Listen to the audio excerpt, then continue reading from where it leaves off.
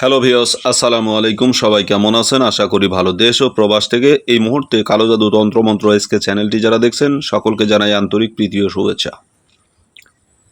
দেশ ও দেশের বাইরে থেকে কালো জাদু তন্ত্রমন্ত্র এসকে চ্যানেলটি এই মুহূর্তে যারা দেখছেন, চ্যানেলে নতুন হলে অবশ্যই চ্যানেলটা সাবস্ক্রাইব করবেন এবং পাশে থাকা বেল আইকনটি বাজিয়ে দেবেন যাতে নিত্য নতুন ভিডিও সবার আগে সবার প্রথম পেতে পারেন।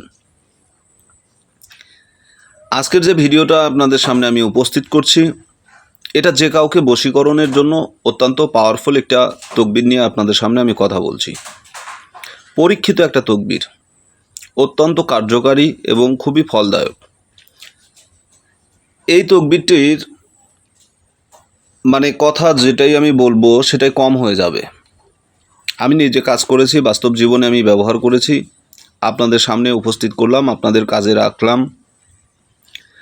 আপনারা যদি মনে করেন জীবনে অনেককেই বশীকরণ করেছেন বা অনেকের কাছে বাধ্য করার জন্য অনেক তকবির করেছেন, অনেক কবিরাজের পিছনে ঘুরেছেন, ফলাফল শূন্য।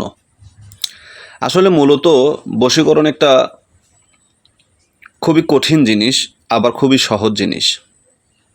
কারণ বশীকরণ যতটা কঠিন ততটাই সহজ। যে জানে তার জন্য সহজ, কিন্তু যে জানে না তার জন্য সহজ নয়, তার জন্য কঠিন। এখন আপনি জানেন না, আপনি যদি সেই কাজটা করতে যান তাহলে আপনার জন্য কঠিন হবে। কারণ বশীকরণ করার জন্য কিছুগুলো দিক নির্দেশনা থাকে। যেমন আপনি যে আসনে বসবেন সেই আসনটাকে জাগ্রত করতে হবে। ধূপ, লবণ, আতর, গোলাপ জল এগুলো ব্যবহার করতে হয়, সুগন্ধি ব্যবহার করতে হয়, পাক পবিত্রতা অর্জন করতে হয়, পরিষ্কার পরিচ্ছন্ন কাপড় পরে অজু গোসল অবস্থায় আপনাকে কাজ করতে হবে। এমনকি যে কলমটা দিয়ে আপনি তকবিরটা করবেন সেই কলমটাকেও জাগ্রত করে নিতে হয়। কিন্তু এই বিষয়গুলো আপনারা কতটুকু জানেন? এই বিষয়গুলো না জানার কারণে এগুলো সবাই বলে না, যার ফলে আপনারা সঠিক কাজটাও করতে পারেন না। এখানে নিয়মটা আমি দেখাচ্ছি কিভাবে তকবিরটা করবেন। স্ক্রিনে আপনারা নিয়মটা দেখতে পাচ্ছেন, এটা হচ্ছে নিয়ম। এখানে নিয়ম লেখা আছে। নিয়মের পিছনে নিচে অবশ্যই নকশাটা দেখতে পাচ্ছেন, এটাই হচ্ছে নকশা। কিন্তু নকশার উপরে যে আয়াতটায় যে চার কোণা বিশিষ্ট যে নকশাটা দেখতেছেন, এটাই হচ্ছে প্রকৃত নকশা। এই নকশাটাই আপনাকে অঙ্কন করতে হবে। আর উপরে যে আয়াতটা দেখতেছেন, এই আয়াতটা আপনাকে অবশ্যই পড়ে নিতে হবে। 11 বার পড়বেন, পাঠ করবেন। করার পরে তাবিজটি অঙ্কন করবেন এবং তাবিজটি অঙ্কন করার পরে আবার পুনরায় 11 বার পরে তাবিজে ফুঁক দিবেন, তাবিজের উপরে দম করবেন। ঠিক আছে? তাবিজটি আপনারা লিখবেন, কিভাবে লিখবেন? এটা হাব্র জাফরান কালি দিয়ে লিখতে হবে, মেশকো জাফরান কালি দিয়ে লিখলেও হবে।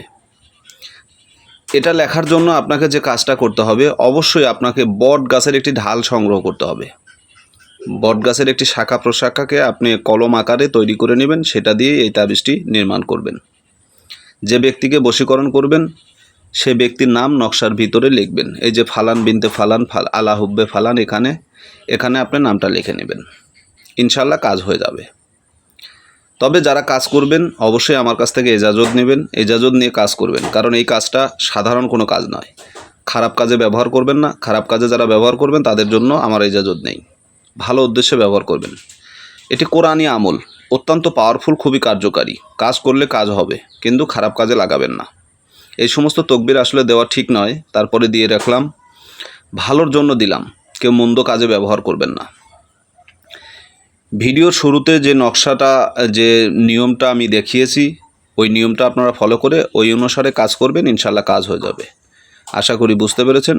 সকলে ভালো থাকুন, সুস্থ থাকুন, সকলে সুস্বাস্থ্য ও দীর্ঘায়ু কামনা করে আজকের মতো আমি তান্ত্রিক গুরু এস এম সুলতান মাহমুদ বিদায় নিচ্ছি। আল্লাহ হাফেজ।